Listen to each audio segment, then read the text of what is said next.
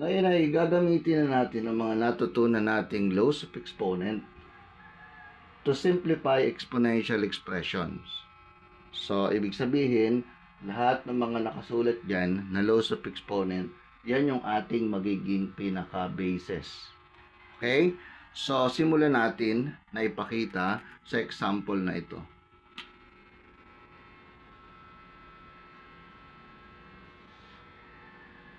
Okay?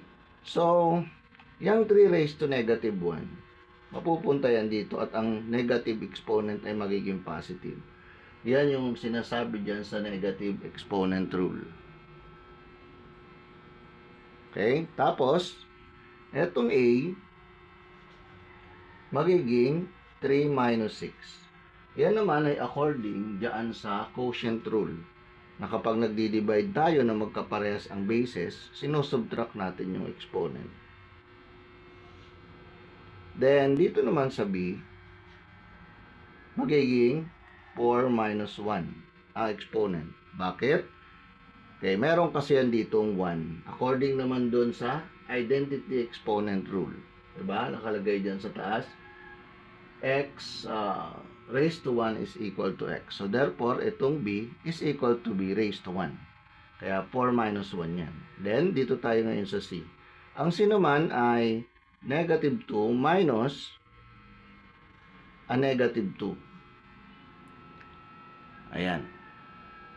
So, ganyan ngayon ang magiging itsura. So, meron pa rin tayong mga negative exponent. Kaya, ang gagawin natin, isi-simplify pa natin uli. Ayan. So, ang mangyari dito niyan ay A, tapos 3 minus 6 is negative 3. Then B, 4 minus 1 is positive 3. Then C is raised to 0. Okay? Kasi negative 2 minus a negative 2 is equal to 0. Ayan. So, kaya pagdating dito, kailangan required na kabisado mo na ang ating 4 fundamental operation of signed numbers. Ayan. Tapos ito namang 3 raised to 1, according naman doon sa ating identity exponent rule, nakalagay dyan that x raised to 1 is equal to x. So, ito ay pwedeng isulat na lang as 3. Hindi na kailangan isulat yung 1 dun sa taas. Ayan. Ganyan lang natin dahan-dahan at unti-unting sundin ang laws of exponent para huwag tayo magkamali. Ngayon, next.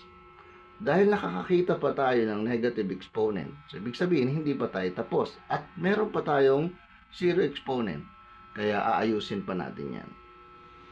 Okay? So, dahil ito ay negative, so mapupunta yan dito sa kasama ng 3. Then, sulat mo yung exponent. Tapos, eto namang B ay mananatili dun sa taas. Tapos yung C, raised to 0, ay magiging 1. So, no need to write it anymore. Hindi mo na kailangan siyang isulat. So, yung ibig sabihin yan, yan na yung ating magiging pinaka-final answer. Okay? Ayan na yung simplified form.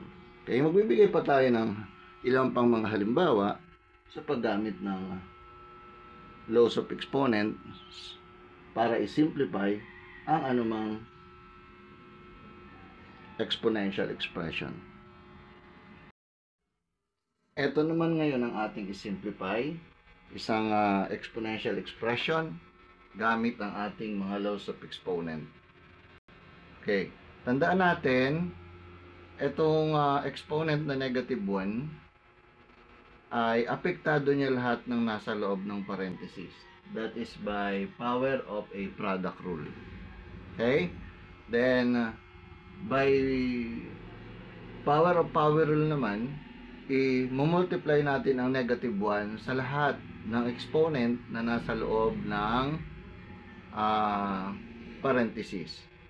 Okay? So, ang gagawin natin dyan dito ay magiging 5. Tapos, raised to negative 3, then x raised to negative 1, and y raised to negative 1. Ayan ang ginawa natin. minultiply natin sa lahat ng exponent na nasa loob ng parenthesis. And then, sa baba naman tayo. Kopyahin muna natin 5x raised to negative 2 and y. Then, i-continue natin yung process. Unahin muna natin yung 5. Okay, that is 5. So, pwede natin gamitin dyan yung quotient rule. So, gawin natin ay 5, negative 3, ayan, minus 1. Kasi meron tayo ritong 1 according to identity exponent rule. Then, sumunod yung x. Gamit tayo ng quotient rule. Negative 1 minus a negative 2. Ayan. And then, yung y naman, so ang ginamit lang natin muna dito, yung quotient rule, wherein sinusubtract natin yung exponent. Di ba? Yung exponent na nasa baba, isusubtract natin from the exponent na nasa taas. Kaya yan ganyan. So, yung y naman, negative 1 minus, so ang exponent dito ay 1. Ayan. Negative 1 minus 1. So, nandito na tayo sa part na to. Continue natin. So, ngayon, magiging 5 raised to negative 4. Tapos, di ba, negative 3 minus 1 is negative 4. And then, x, negative 1 minus a negative 2. So, it becomes negative 1 plus 2. Di ba? So, magiging, okay, kung susundin natin yung rules, baka nakakalimutan nyo, magiging negative 1 plus, yan, magiging negative 1 plus 2 yan. Because we changed the sign of the subtrahend and we have to proceed to addition. Yan yung ating rules ng subtraction ng integers. Just a little review. Okay, x, so magiging raised to 1. Because negative 1 plus 2 is a positive 1. The next is y. Negative 1 minus 1 is negative 2. Ayan. Now, let us continue. Dahil ito ay negative exponent, so it means to say, magkakaroon tayo ng value sa baba. So, magiging 5 raised to 4. Tapos,